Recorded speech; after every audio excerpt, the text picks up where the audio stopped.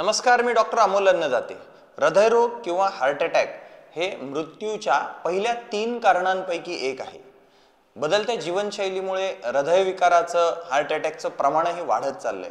पण एक छोटीशी सवय जर आपण बदलली तरीही हृदयरोगाचा धोका हा मोठ्या प्रमाणावर टळू शकतो, असं नेचर्स कम्युनिकेशन या एका जर्नलमध्ये वैद्यकीय संशोधन हे नुकतंच प्रकाशित झालंय।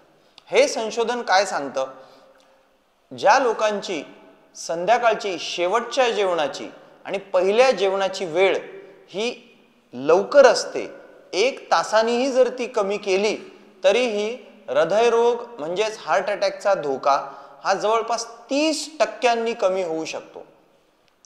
ही वेळ नेमकी कुठली असावी? तर सहसा आपण बघतो की 8 नंतरच आपण रात्रीचे जेवण करतो, तर कधी कधी 9, 10, 11 ही वाजतात।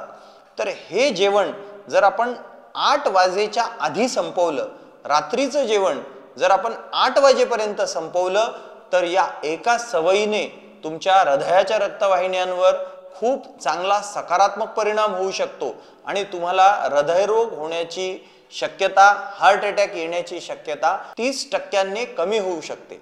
म्हणून आजपासूनच आपल्या आहाराची वेळ बदला आणि रात्री 8च्या आधी जेवण करा। जर 8 पर्यंत जेवण मिळालं नाही तर काही हरकत नाही, त्या दिवशी तुम्ही नाही जेवलात तरी तुम्हाला त्याचा फायदाच होईल। तुमचं फास्टिंग उद्या सकाळच्या पहिल्या जेवणानंतर जास्त होईल आणि याच्यातून अजून एक अशी गोष्ट होईल की तुम्हाला पुढच्या दिवशी सकाळी लवकर भूक लागेल।